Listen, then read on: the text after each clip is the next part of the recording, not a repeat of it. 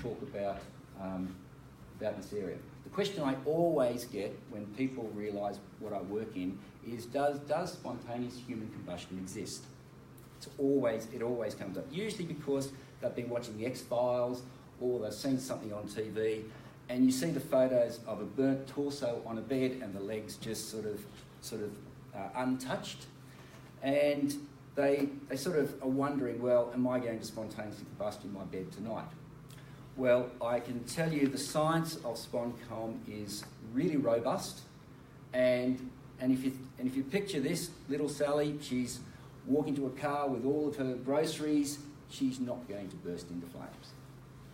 Human combustion exists, but just take away the spontaneous. And we can talk about that in another course or another talk, because there's a lot of other science behind that and why it doesn't exist. Even though it's great for selling TV shows, but scientifically it doesn't happen. And hopefully I'll be able to talk through some of the science that underpins why spontaneous human combustion is not spontaneous. The other thing is spontaneous combustion. I'm using the term spontaneous combustion here because it is the broader term that encompasses both self-heating, which is just a material sitting there quite happily under stable conditions, not moving through to overt fires and flames. So that's one form of spontaneous combustion. The other form is when you have a different behaviour, and that material, because of its heat balance, moves into a different situation or a different behaviour where you do get flames, and they're quite different. And the science that describes that is really robust. It's been around for a long time, and that's the work that I study. So, Brendan, yes? NFPA 91 talks about spontaneous ignition. Yes. So, well, I know it's a US-based document, yes. But why do you think they did call it combustion beforehand? Why do you think they changed it to ignition? And if you look into the new book that's come out, which Professor Brian Gray wrote the section on spontaneous combustion, he actually mentions in the start spontaneous combustion. He uses it in that handbook, in the fire handbook, because spontaneous combustion covers the whole area. What the police and firefighters and that usually deal with is the fire side of it. So it's the ignition side. So what you're doing is you're restricting yourself just to ignition where you get flames. Okay. So that's when a material goes off. Yes. You know? So from a researcher's perspective and also from a fire investigator's perspective, you've got to be able to differentiate between when the material, and this is the focus of my talk, when the material is explicitly the source of the fire, or it might be the source of the fire because of some other change that's happened to it, or it may not be the source of the fire at all, and it's something else. So as a fire investigator, you have to know the theory really well to differentiate all of that. Because a lot of times, just because there's a reactive material that is exothermically producing heat, just because it's in the fire scene does not mean that it is responsible for the fire. So, and that's what I'm wanting to show. So it's a fair statement to say that they probably changed the terminology because it's more pertinent or relevant to fire investigators? Correct. Okay. And that's why, and this is where, as a researcher, looking at all of or what we call thermal explosion, okay? It includes everything, where you're actually, or spontaneous combustion, the theory of thermal explosion covers all facets of the process, whereas thermal ignition is just one, and that's where you get the fire at the end. Right. Overt fire, as they call it, got a definite fire, flames, and things burning. Okay, so I think we've spoken enough about that one. So the first example is a warehouse fire. Now, this warehouse fire had a history where it was producing cottonseed oil from cotton seeds. Now, it's been running for many years, no fires. It was quite stable. So it had a history of no spontaneous combustion, no fires. You can see up at the top left corner, that's the cottonseed prior to processing. And that's in the middle, that's a bag of cottonseed, 1 tonne bulk bag as it was delivered to us. Now, in this example, the warehouse had a fire in its storage area, and our brief was to investigate whether this material showed signs of self-heating and may potentially move to flaming combustion. Basically, was it the source of the fire? Now, if you do a Google search and you Google search cottonseed, you will find lots of information on it's reactive, it causes fire, it causes all sorts of things. It's a bit like linseed oil, supposedly. Okay, so there's lots of information that's out there that says this is going to be the source of the fire. If you take that at face value, you would say, yeah, there's the source of your fire. Okay, so what did we do? On the right there is that's my test oven. That's one of the ovens that we use for testing the samples. So basically, we have known geometry. We load the sample up into, this is a cubic metre. This is a big test. So we were wanting to simulate, do we get self-heating? Not whether it's moving to flaming combustion initially, but to see whether it starts to heat up. Just, in the normal ambient conditions that the material would be experiencing on those days. So you can see we've got lots of wires hanging out there, temperature sensors. So we load up the box with temperature sensors, humidity sensors. Also, we do repeats of these. We don't do this once, we do it several times. So this was done at different temperatures. So we increased the temperature to, I think we went up to about 100 degrees, well above what you'd get with any storage conditions. We also changed the moisture content. Why? Because with your Google search, it says it's sensitive to moisture. So we did a wide range of moisture. We did the same test at a wide range of moistures. So we did all those tests, and we got very little self-heating. Virtually nothing. Which was, given the information on the net, that was surprising. But when you dig deeper into the composition of, say, cottonseed oil, it doesn't have the linolenic acid.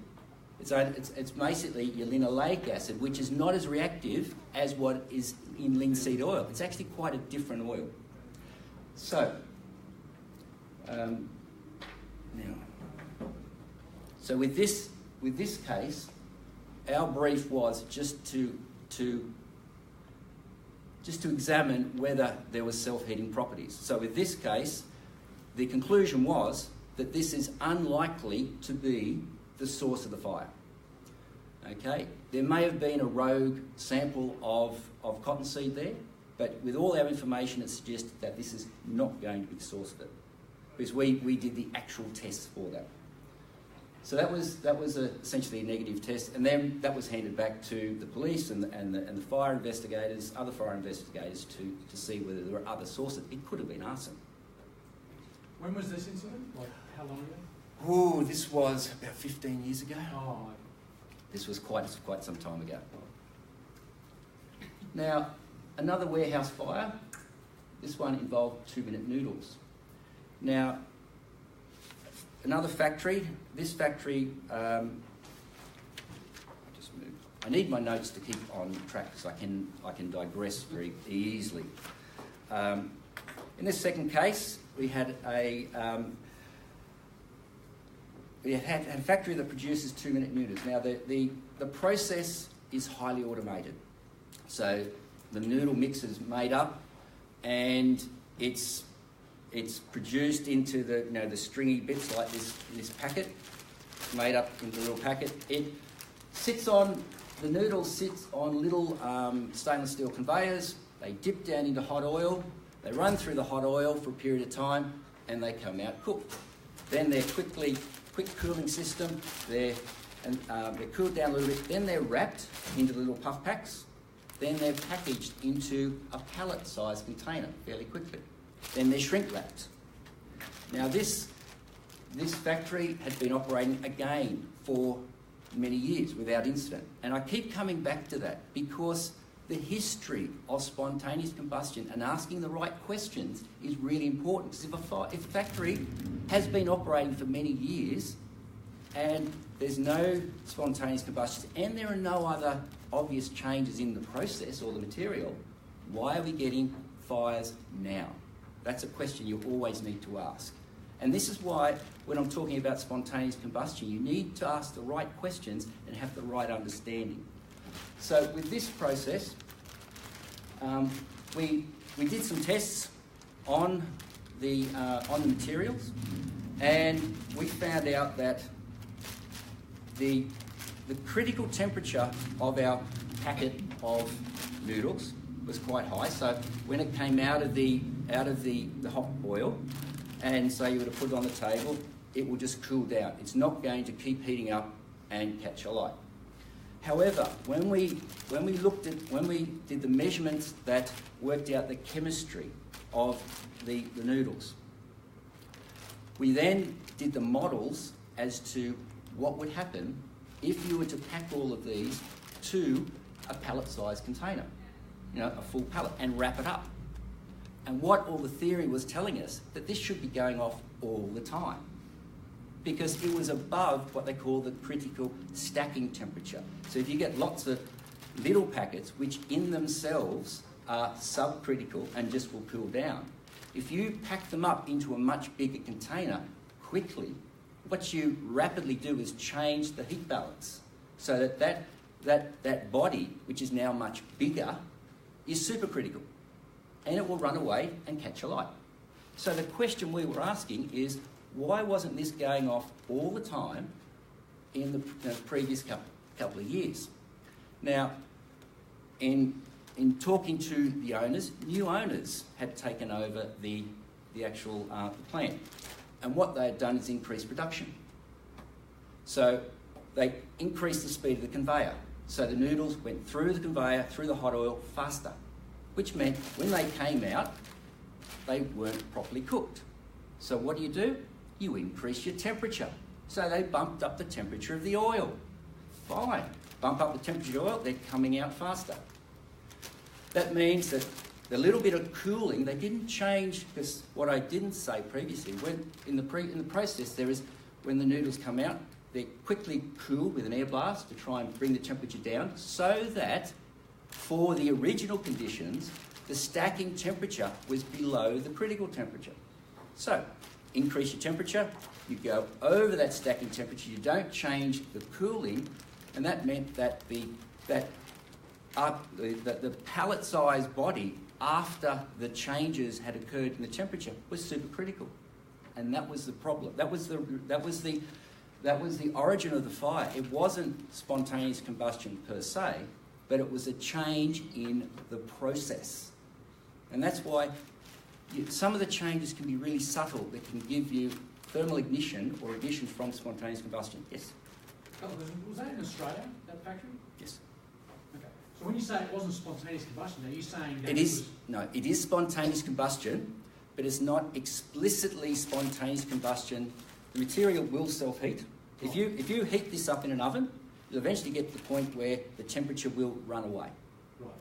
But the cause of this fire wasn't due to the spontaneous combustion. It wasn't explicitly due to this material. It was due to another change, an external change. And the change was a change in the processing conditions. Which allowed it not to cool sufficient time. Which what it meant is that the stacking temperature was hotter. Okay. So that when you have a whole lot of these and you put it into a large, say, cubic metre pallet size, when you have these at a certain temperature, which is what we call subcritical, which means they in themselves would normally cool down, when you turn them into a bigger body, you've changed the heat balance. That body may be sufficiently large to then run away and catch alight.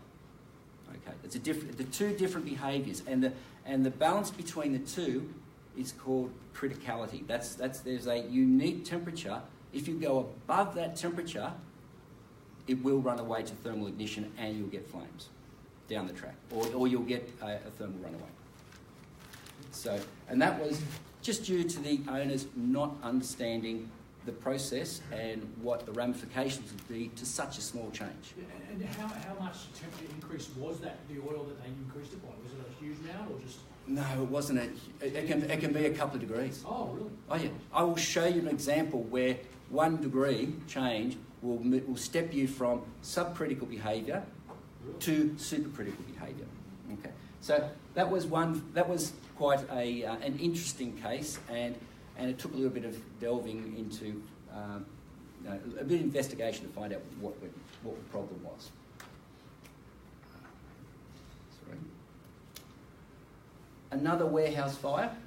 This was calcium hypochlorite, and this was a large part of my thesis. I did a lot of work on calcium hypochlorite. Pool chlorine. Pool chlorine, when it's sitting there in its drum, it is undergoing spontaneous combustion and it's producing heat all the time. That's the chlorine you're smelling. It's always decomposing, producing a small amount of heat. Now, this was a US case, and this was bagged calcium hypochlorite. So the way in which these bags were stored was that had the bags, and they were packed on a pallet again, and they were packed as an annulus around the rim of the pallet, with the centre left out, and that was a chimney, so that heat can actually move up the middle of the pallet. And then it was shrink wrapped, not all the way round, not over the top. Okay, so so we knew with this fire we actually had a lot of the chemistry, so we could model what the supercritical temperatures would be. So we looked at these pallets, we did all the numbers, crunched all the numbers.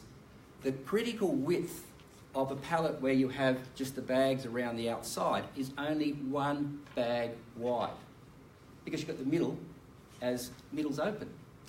So we did the calculations, crunched numbers, shouldn't be a fire. The ambient temperatures were, the critical temperature was well above any ambient temperature you get in the day. So looking back through the interviews, there was no particular event that occurred, there's no change in the process, everything seemed to suggest that this shouldn't go off. Anyway, a bit more delving in, we found out later on, or we found out with further reads, looking at further interviews, was that several months, or a couple of months, about 3 or 4 weeks earlier, one of the pallets split and it cracked open. So the store people cleaned up the mess, put it back together, and put the pallet back together. Instead of keeping the annulus in the middle, they packed the bags all on top of each other, so the critical thickness wasn't 1 bag wide, it was the full pallet.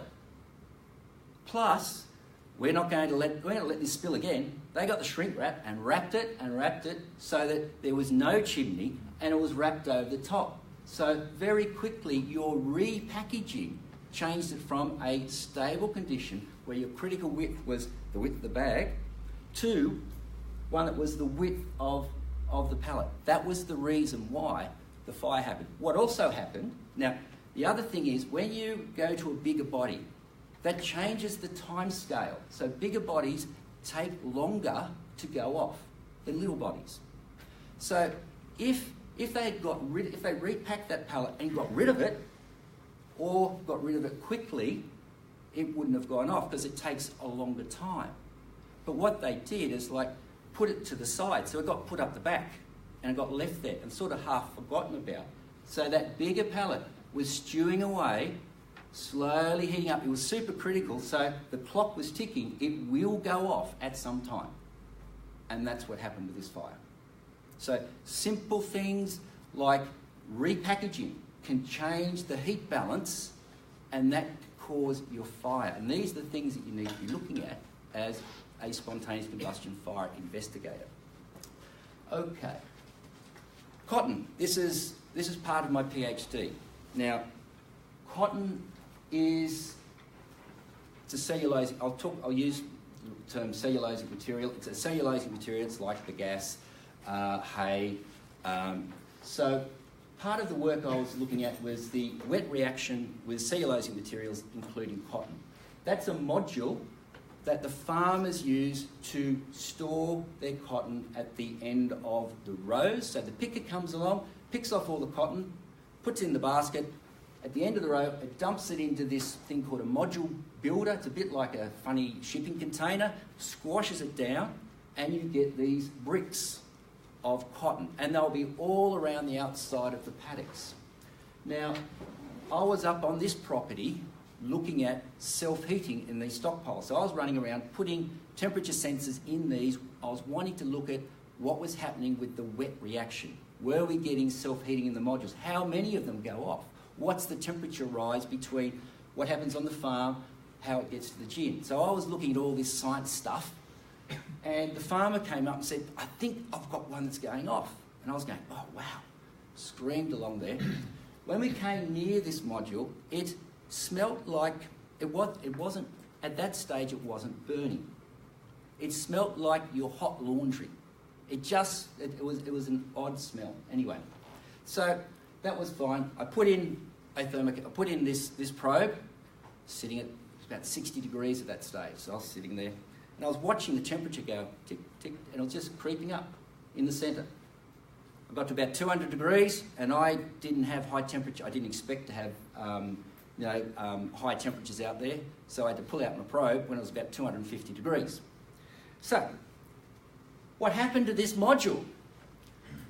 The top left is after the first fire. Now, it ignited, so I dug away at the top point there where it's collapsed. That was where I borrowed the farmer's little excavator, and I wanted to see what was going on, because it was like 400 degrees in the centre of the stockpile, the centre of the module. So I just nipped down a little bit. As soon as I pulled the cotton away, it burst into flames. We had the fire tanker there, so he extinguished it. Fine. I had other sensors further along, and it was just as hot in other parts of the module. So we dosed it all with water, and then a day or two later, it started to come up again. So it continued to burn. It was self-heating, because self-heating occurs typically from the inside out, except where you get oxygen limitation. That's another issue, and that's we can talk about that at another time. But so the combustion was already occurring in the middle of this stockpile. You see it slowly chewing away. Eventually, it reignited and it fully combusted. So why did this happen? The picker went late in the night. It's well known that around above about 12% moisture, cotton will ignite. It will at some stage undergo a wet oxidation reaction, and down the track you will get ignition. Similar to what happens with cotton in your laundry clothes dryers. So with this, I started to look at the heat release rate. So I had cotton back at the lab, and I started to look more at what mechanism was occurring. So I've just put that in. That wasn't a case. That was just a very interesting example from part of my thesis. So my first real case, and this was half of my thesis, was involved with maritime shipping cases. So Professor Brian Gray and myself, we got into boats, and we got into cases involving calcium hypochlorite, pool chlorine, with maritime fires. This we were instructed by Burgoyne's and Partners of London, which they're the lead solicitors, and the International Maritime Organisation, to look at these cases. So, first case was the Conship France, a container ship France. In 19, I can tell you the exact time, I can't remember offhand. Back in Tahiti, off the coast of Tahiti, in 1997, October 1997, 16,000 tonne container ship, quarter light. There were 4 shipping containers of calcium hypochlorite, pool chlorine. 3 of them were your 40 kilo drums. Yay big, 40 kilo drums, 432 drums per shipping container. There was 1 container that contained 193 kilo drums of calcium hypochlorite. This is, what you can see on the right, is the container that did have 193 kilograms of calcium hypochlorite. So that was that first case. Second case, from that, and then around the 1998, there were a whole spate of calcium hypochlorite fires, and we were involved in a number of them, including the Jakarta, the Harmony, and the Aconcagua. The Aconcagua we did twice. We had 2 insurance cases with that. So this one here, that's the fire on top of the Jakarta. So this gives you the idea of the damage that's involved. So, and from that work, you can see down here, Gray and Halliburton, Gray, Hollywell and Halliburton, there's some of the publications that we did out of that, or we published out of that, and also the change in the international maritime regulations to change the transport of this material. That's why you don't find 193 kilo drums being transported in the shipping area anymore. So, how did we go about doing that? Well, the questions that we need to ask when we're looking at a case, was the substance itself explicitly the cause of the fire? Was it because of its reactive state that it itself went away and caught alight? Or was it in association with some other change? That's really important from a liability insurance case perspective, because that changes the balance. That changes who pays what. So these are the things that we need to find, that's as investigators. So changes, they can be very subtle, and we've seen a couple of those, like with the Noodles. Slight change in operating temperature. You've changed the conditions, moves to supercritical behaviour. So could be the change in chemical composition, change in the process, poor quality control of material. You might get variability in your sample, water ingress. There's a whole lot of things that could change the product. Change storage conditions. Is it packed in the ship near where the hot fuel is? Because all the fuel is heated in these large ships. Was it a changed travel route? So it went through equatorial areas where previously it didn't. There's a whole lot of factors that can go into whether this is going to become supercritical or not. And one of those, you always have things like welding operations, those sorts of things, they can come into play.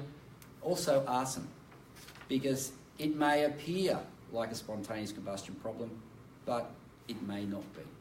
So just because you have a reactive substance at the fire doesn't mean to say that it is explicitly responsible for it. It may be something else. Could be just it could be just at the wrong place at the wrong time. So, with our calcium hypochlorite, we had an unstable reactive substance, tick box. It was there. Calcium hypochlorite, we know, we've already had a history of it. It is reactive. It's exothermic, produces heat. Bigger the body, the more chance that you've got it going off. Second thing with spontaneous combustion, the rate of heat evolution must increase faster than the rate of heat loss. If they increase at the same rate, one cancels it out, you don't get spontaneous combustion. So you have to have an increasing rate of heat generation. But we have that. We know that with calcium hypochlorite. We know a lot of the chemistry of it. So self-heating or spontaneous combustion is the balance between heat generation rate and the heat loss rate. If your heat generation rate exceeds your heat loss rate, you will progressively move to what they call supercritical behaviour. If it's the reverse, it will remain stable and you won't get the flaming combustion. So, our brief was, were the transport conditions sufficient to cause self-heating and progress that material to supercritical behaviour? Was it itself the source of the fire? Okay, I'm talking about supercritical and subcritical behaviour. What does that mean? Okay, I get a basket. These baskets that I've got out here, this is actually one of the test baskets that we use. So this is for when we need to go and get some of the information about the chemistry. This is an equicylinder of known geometry. So I can put the material in there. I know what the geometry is. I know the mass. I know the shape conditions. So this is a standard test. This is a 15 centimetre basket. That's an example of this size basket. So I have a smaller basket, all different sizes. So I'll just say, you know, we've got small ones, tiny ones, we've actually even got some smaller than this. Then you've got slightly bigger, 7 centimetre, 15, then you come up to 20.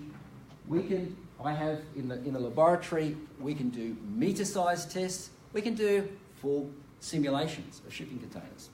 So that's to reduce the extrapolation. So with our two plots, our plot towards the left at 110 degrees, that's the oven temperature at 110 degrees, a basket of material, put in a special oven, it's a really tightly controlled temperature oven.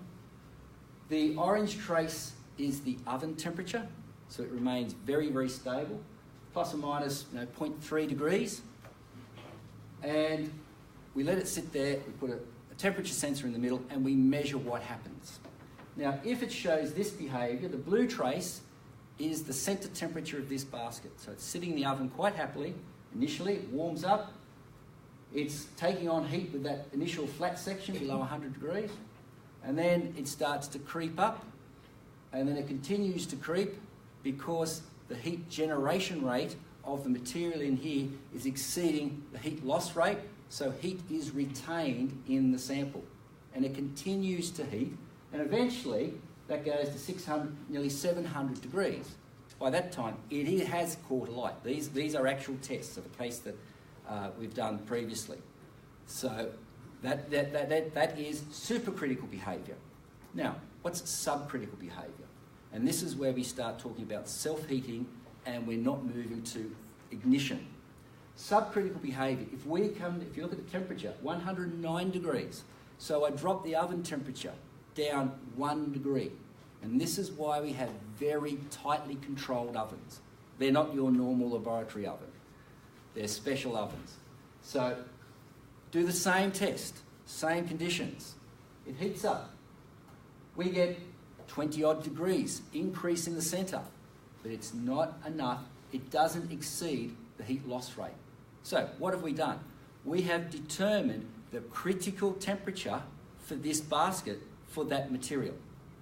And the critical temperature, what we call the critical ambient temperature, or CAT, for this material, for that sample, is 109.5 plus or minus 1 degree. We just put that gives us the bracketing temperature. Why do we need to know that? Because that allows us, and I'm going to talk about it in the next slide, that allows us to get a lot of the chemistry from this material. That's what we need to know. We need to get the chemistry. So once we measure these baskets of different sizes, we can combine that data to get an understanding of the chemistry of how this material behaves. That's the important thing for a case where you need to try and predict what's going to happen to a much larger body.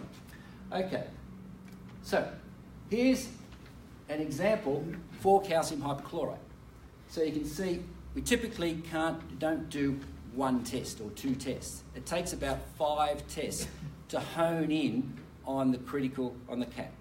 So you'll do one temperature and it might go off, then you'll have to come down, you lower the oven temperature and you split the differences. That's an example here where we can see the maximum temperature rise, which is the second one down, is 23 degrees increase in the centre of the basket, and it was still subcritical.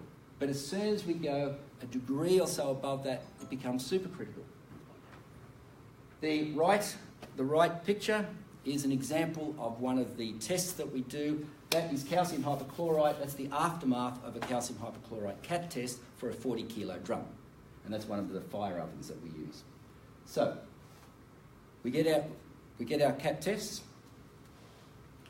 We then use our theory to work out why or extrapolate to bigger bodies, but we need to know the theory. The theory is and I'm not going to go into detail.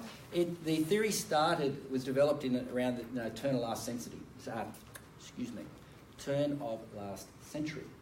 Nikolay Semenov, a Russian researcher in the 1930s, he developed the original theory that we use now. And then his student, David Frank Kamensky, 1940, he's the one on the right. Nikolay Semenov is towards the left, They were the original developers of the theory of thermal explosion. A lot of other researchers since that time have now extended those original theories into the robust knowledge that we have now, including Professor Brian Gray. A lot of his work was original work. So, and I was very fortunate to study under him. So what I'm showing is the mathematics that underpins all of this is really robust. And it's very strong science, and it's very useful in court cases. So we get our critical temperature of one basket. So let's say we look at our baskets here. Our little baskets have higher temperatures because they're smaller. Our bigger baskets have critical temperatures that are lower because they're bigger. The bigger the body, the lower the critical temperature, typically. For a material that behaves the way the models should expect. And this is the problem you have. You can't apply the models to everything because sometimes you get funny things happening, like if it's wet. Moisture starts moving heat in and out. So this is where you have to know a lot more than the base model. So I've only just touched the surface, so there's a lot of other science that I'm not covering here. So when we look at our calcium hypochlorite, when Brian and I started working on this, first thing you do is go and look at what other data's out there. There was very little. But what was there, Uehara, Japanese work, he did basket tests like this. So we got his work. He had a whole series of tests. He got to a basket test about this size. So this is the point that he got to, that size. So the little ones up the top, big ones at the bottom. Nice straight line. 193 kilos of calcium hypochlorite is over here. There's a problem. That says it should be 100 degrees. So there's a problem somewhere. So at this stage, it was looking like the calcium hypochlorite may not be the explicit cause, or the storage transport of it may not be the explicit cause of the fire. Okay, so what Brian and I did, we started repeating his tests. So did the little test, little critical ambient test, so we came out same position. That's really good. So Uehara's data looked like it was pretty good. And again, next basket size. And again, we move into bigger sizes. Uehara's work was looking pretty good. So we were thinking, what's going on here? Then we went to a larger test. And we got a break in the line. So then we did, and this was now the bigger size basket. So we're now moving to these size tests, your 20 centimetre baskets. From that, we then moved to bigger containers. And our 40 kilo containers down here. Here's our ambient temperature now, down at about 50 degrees for a 40 kilo container of calcium hypochlorite. Okay. PhD students like doing big tests. So we build our test ovens to do full scale, it's about the size of a 44-gallon drum, a decomposition test of calcium hypochlorite of big scale. We can do full-size shipping container simulations if need be. So we did the 193 kilo, right on the money, of what would be the temperature in a shipping container transported from the United States to Australia. So what did we find? There was another chemical reaction, a lower temperature chemical reaction in the calcium hypochlorite that was unknown up until we did this work. This is what we won this case, because there are other factors in there as well, and how the drums were packaged, which we haven't got time to talk about. But what these data showed and proved to the courts in London was that this material, just because of the way it was packed in the shipping containers and transported, was the cause of the fire in the Conchip, France. So it was explicitly the cause of the fire, not due to some other change. And with the, whereas, say, with one of the other ships, shipping cases we looked at, it was due to, well, it was the material, it was due to variations in the composition of the material. It was another issue.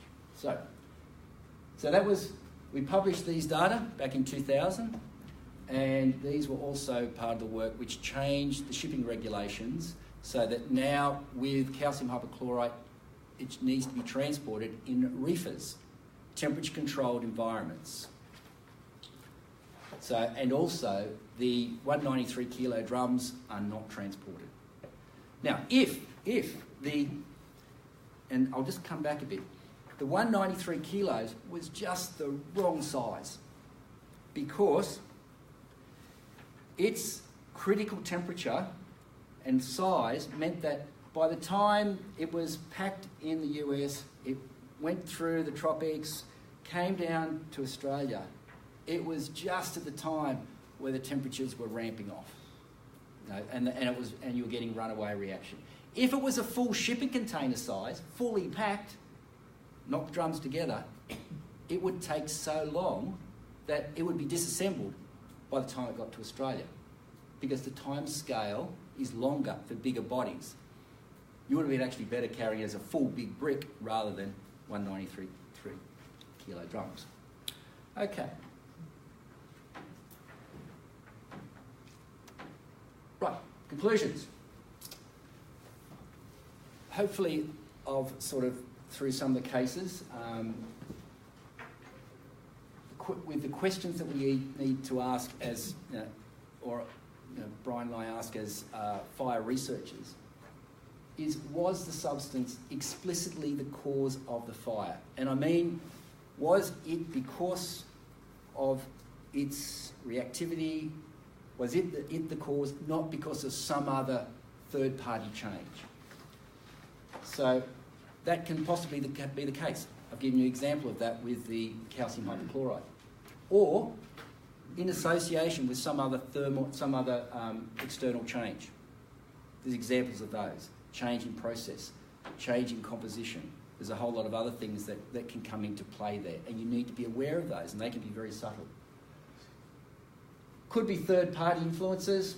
We've also had cases where involving hot work and welding, where that has tripped off the thermal ignition or the spontaneous combustion. So, and there are also factors that are related to arson where it's not actually spontaneous combustion, but it's due to some other aspect.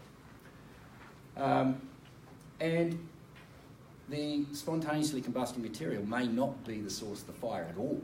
It may just be there and it's something else. All of these, and while from a firefighting perspective they're not so important, I imagine, from a litigation perspective they are really important because it determines who's negligent, and that's a really important thing. So I want to leave you with one last thing, and this is a critical ambient test of a 40 kilo drum of calcium hypochlorite, and this is in our oven. Now, at the moment, this is for demonstration. We don't normally do this, and it's in a big Teflon bag, so Teflon doesn't combust very much. So if it catches alight, I don't want the Teflon burning. But it also allows us to see how much gas is evolved, and the timer there is in hours. So hopefully this all works. Go back. Okay, let's try it again. Oh, sorry. I'll just go back to it. It'll start from this slide.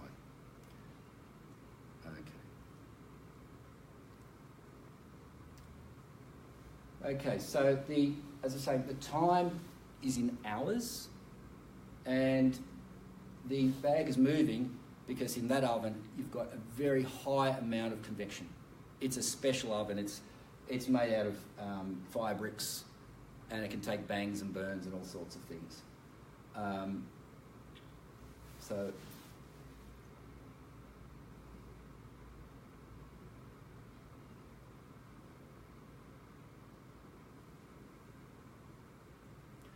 slow down to real time now. And you'll start to see the drum breaking up as the material is produced.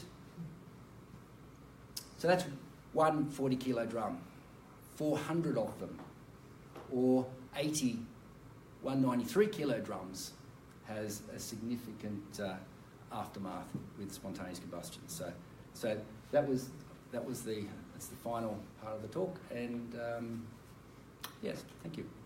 You said before you have a list of questions that you should be asking about if spontaneous combustion occurs. Do you have that list, and can you send it to me? It depends. There's no specific list per se, because it comes down to the particular case and because of the complexities. And I've only just given a very, very simple overview of SponCom. So you may need to take into account things like moisture transport, a whole lot of other things that you need to, and you may not have to ask questions about those.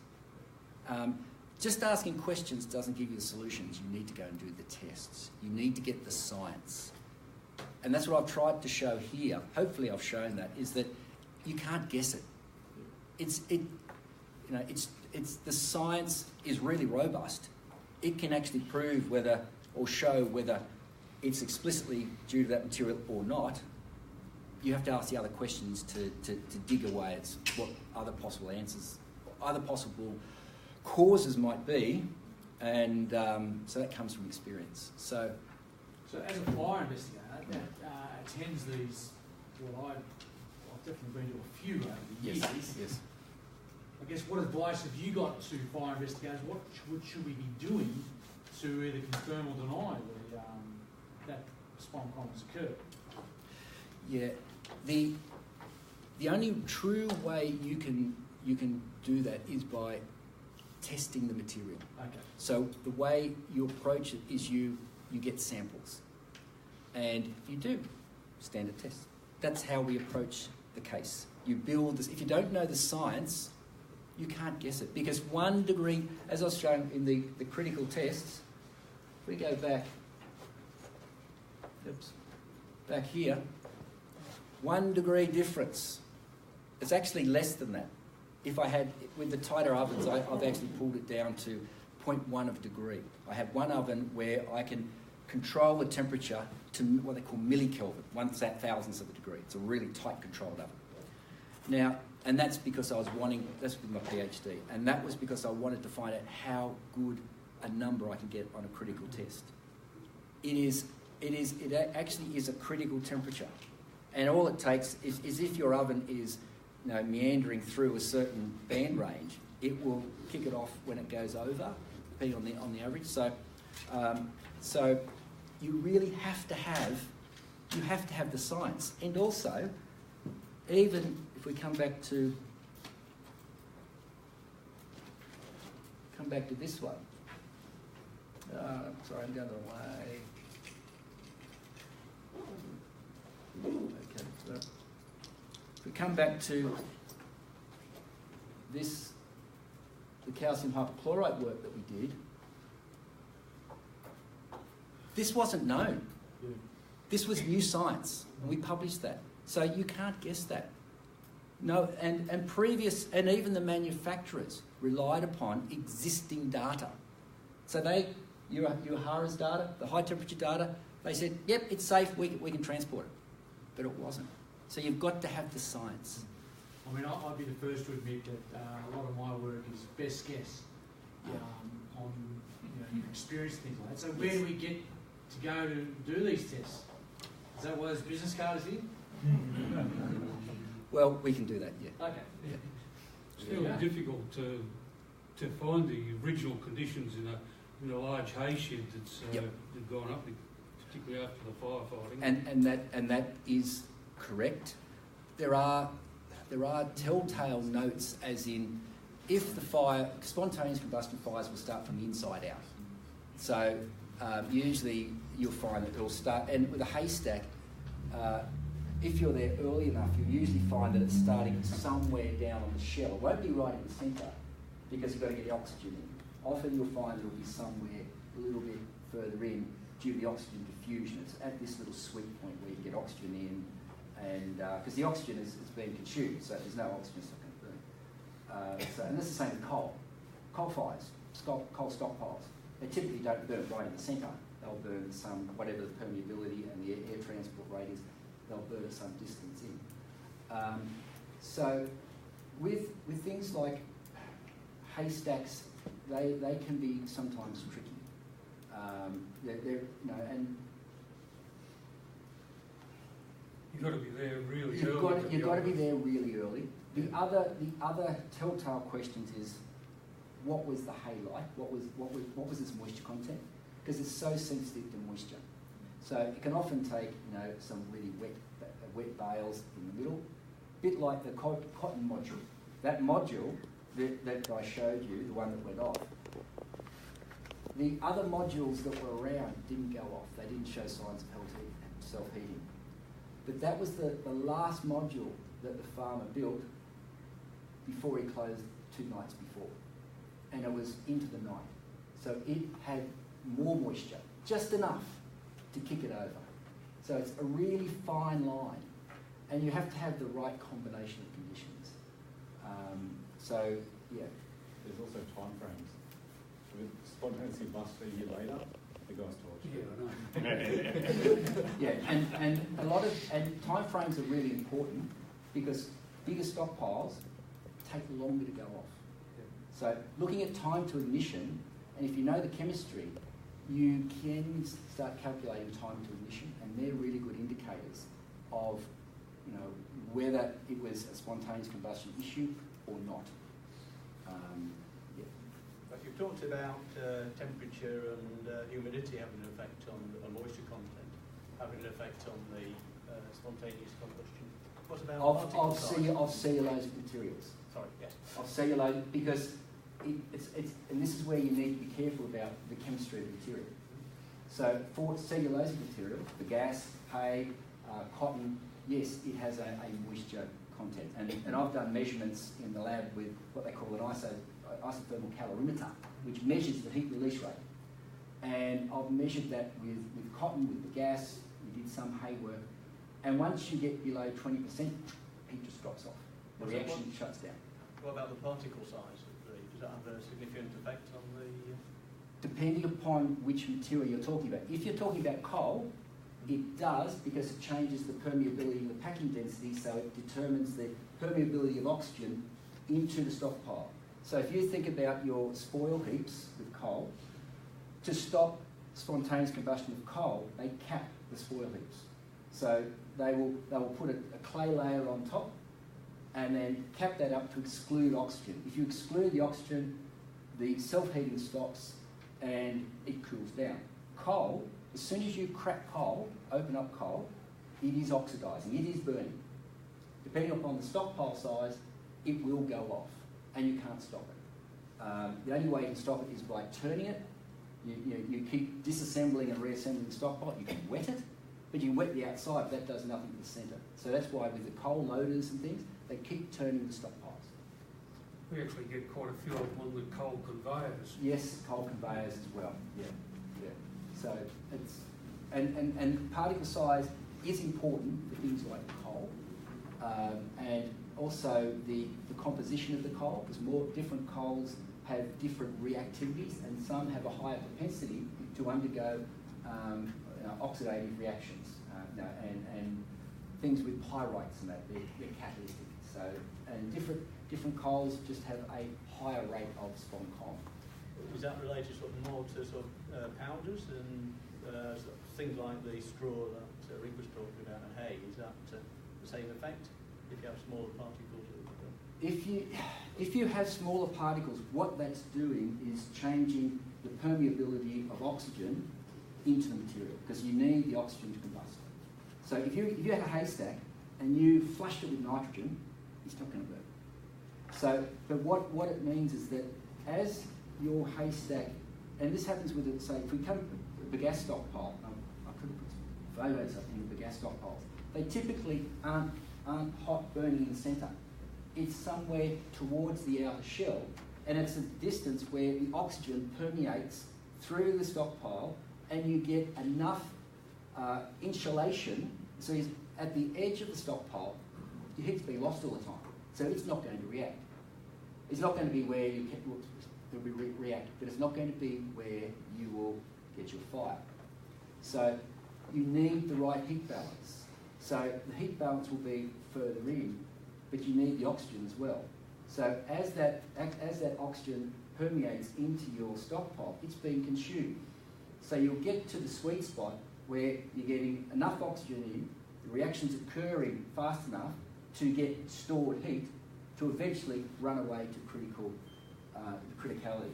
And that's what I haven't talked about here, is that diffusion. And that's where you need to model it. And that was a lot of the work with My The Gas. We were developing stockpile models to look at that material.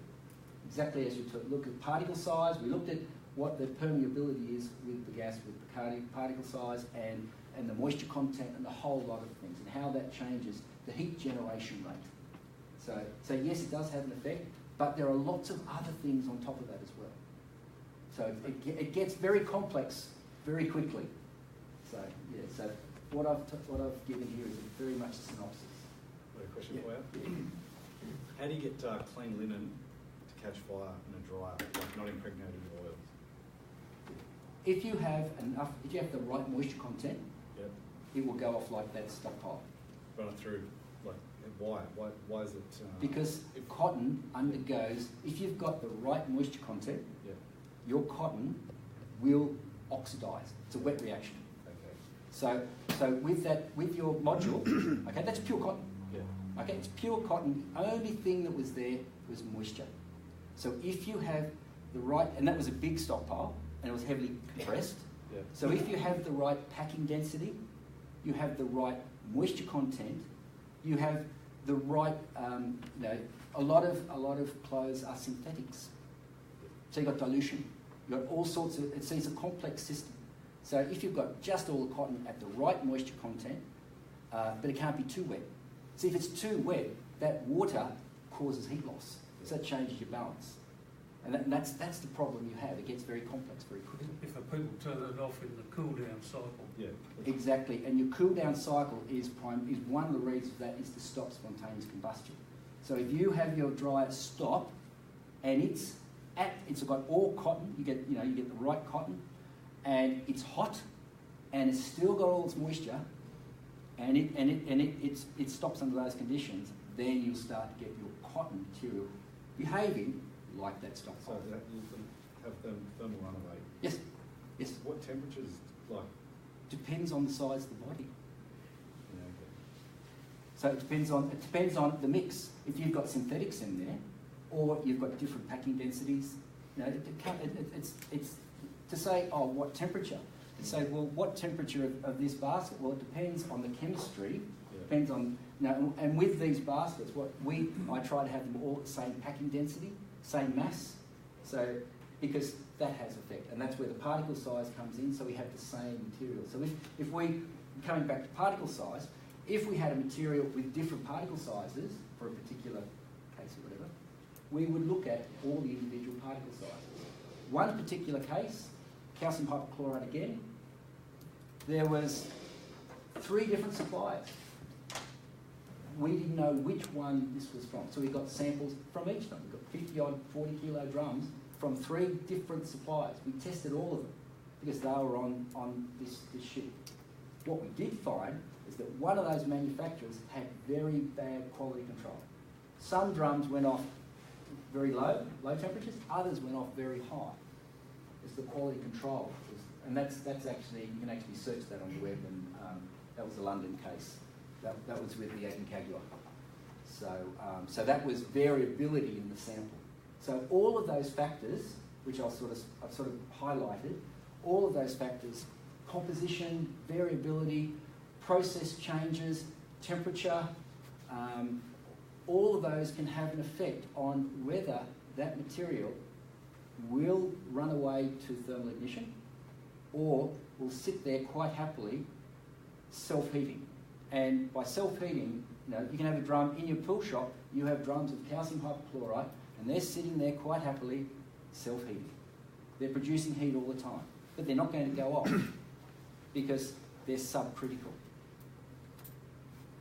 It's like a second lecture, isn't it? I didn't want to have this like 101 because... No, it's good So one more revision. question. Yeah. You know, with your test with the cottonseed, Yes. so I did a warehouse. Yeah. It was probably 100 metres long by 50 metres wide. Yes. And the cottonseed was stacked 20 metres high, chock-a-block. Yes. Do you reckon that could catch fire? It's, There's pressure, like, because you obviously did a cube Yeah. test. Yeah. So you're talking 20 metres high, that's a lot of pressure on the stuff in the middle and down the bottom. pressure, I mean, you wouldn't be a huge amount of pressure on that. It comes down to the density of the material. But it's not a huge, 20 metres is not a huge amount of pressure. There is pressure sensitivity. Yeah. But the pressure will have an effect on the chemistry, Yeah. the rate of reaction. But with the cotton seed, if it's cotton and it's not broken, and you haven't got your The oil. you haven't got a lot of oil around your cotton seed. You need to still have the cotton there as well. Yeah. So you've actually got the surface deposition. In that case, I would be surprised. I'd have to do the modelling. Well, the circumstance is they already had hotspots. Yeah, And they'd already okay. removed them, and they were actually charred hotspots. Okay, well, it's obviously something. The second or the third hotspot burnt down the whole shed. Yeah. And there was $2 million worth of cottonseed. And that could well have been the case. What we found with what we were doing Experiment. for that material, we were heating up to 100 degrees and 90 degrees from memory, and it was showing very little self-heating. Yeah. Brendan, just in relation to cases like that, how do you model oxygen permeation? Because obviously with self-heating caused by oxidation, the oxygen permeation has a massive impact on that. Yep. So then how do you model that from a site where you have a specific mass or a specific size, which has a certain amount of permeability to oxygen? How do you then model that in the lab in your oven? We don't model that in the oven. That's when we use the theory. That's a theoretical calculation. You have to do the calculations. You can't model that in the lab. The lab is there to give you the fundamental chemistry, fundamental science. So it gives you the Frank Kaminsky parameters to extrapolate to get the apparent activation energy. You get pre-Arrhenius values, so you get those chemical values that characterise the kinetics of the material. You then use that, and you use fluid dynamics, and you use other modelling aspects to model your stockpile. That was what we were doing and it's not easy to do that, because that's what there's a publication that stems from the gas work, where we were looking at the permeability or the self-heating of the gas stockpiles, and that included the permeability of the oxygen into the gas stockpile, and that's not a simple calculation. Yeah. So you can't do that from the simple tests. No. Just one question. Yeah. The Noodle fire, that wasn't at John Street at Rose by any chance, was it? If it is, I've got to change my determination. What I had to what I've got now. That's good, that's fine, thanks. I was in trouble then. No. I did one that was wheat husk, and they had two fires, probably about 8 hours apart, one going outside the centre. Yes. First one we got out, we said the second one, it was a little bit of damage to take the whole place out, but it was wheat husk. Usually where you get spot fires, when you start getting, you'll find that there's quite likely others there as well. You need to disassemble and completely disassemble the stockpile. But yeah, any cellulose material, wheat husks, if it's under the right moisture conditions, it can undergo oxidation. Can I just add something too, though? If you're a fire investigator, you're not a scientist, but you have access to textbooks which are based on science. But everyone has access to that same textbook, so we're all on a level playing field. So investigator A comes up in a situation where he suspects there's self-heating. looks at the textbooks and it kind of confirms, it gives you an opinion based on someone else's science, which is the general science everyone else has. Yes. You come along, you're a scientist who does fire investigation, not a fire investigator who does science. So the edge you have in the terms of real world original experimentation will always give a person like yourself a massive edge. When you, especially you're looking at balance of probabilities or whatever in opinions. Best guess. We've got best guess opinion.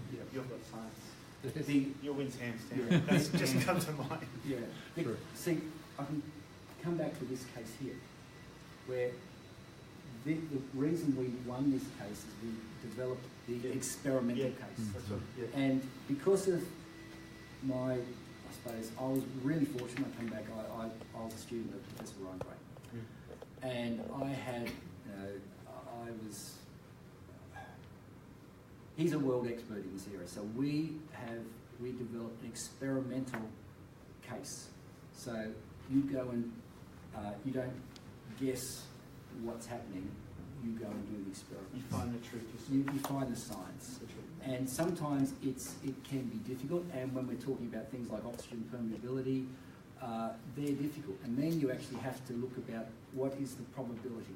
So there's a certain point where the experiments can get to, and then there's, after that, there's that's when you model, you calculate, and you look at the probability. And that's another area. But if you don't have the science behind that, it makes it difficult to even get to that point. So, yeah. Anyway, that's just the beginning. That's an introduction.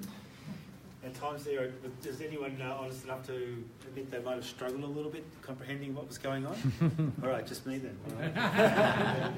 But I did pay close attention, wrote notes down, but it is a very highly specialised sort of insight that you bring to us tonight, and we're very grateful. In terms of our gratitude, I thought that we could sell this last year. Is that right? Is that what? Size large, but we can change that. Wait, there's more. I've been told by good authority it costs more than $10. In fact, it broke the bank. Absolutely. So, just a small token of our gratitude. Thank you very much. You. Now, down the track. Can I just say one thing, please? While I'm very knowledgeable in this area, this area, we're still doing new science, and this is an evolving area as well. There's a robust, there's robust theory, and we're still doing experimental work in this area. Yes, no doubt, and it'll go on forever and ever. So, thanks so much for your insights and your time tonight, and Meg, thank you for your moral support and coming with your husband. I think I've gone over time as well. We started on time, we finished on time. Everyone had good questions. Thanks once again to the RFS for providing those wonderful donations on the way out. Donations. Now, next education night is June 7. It's going to be, again, case studies. The secretary here, Bob Kai, is going to be giving us some, I think you told me there was going to be some buses and prime mover fires, and BJ Jones, who's going to give us something on some mining equipment. And you will confirm with BJ that she will be attending. Yes, I will. Because, so you'll have to put up with me for the whole night. We'll work something out, I'm sure. Good luck in your new fire investigation enterprise. I'm sure you'll get behind the credibility stakes, especially going forward. So, are we going to do that now? And that's it from our first Facebook Live. Thank you very much, and hope to see you again in June. Like it, tell all your friends. Everyone say goodbye. Yeah, goodbye. Bye. There we go.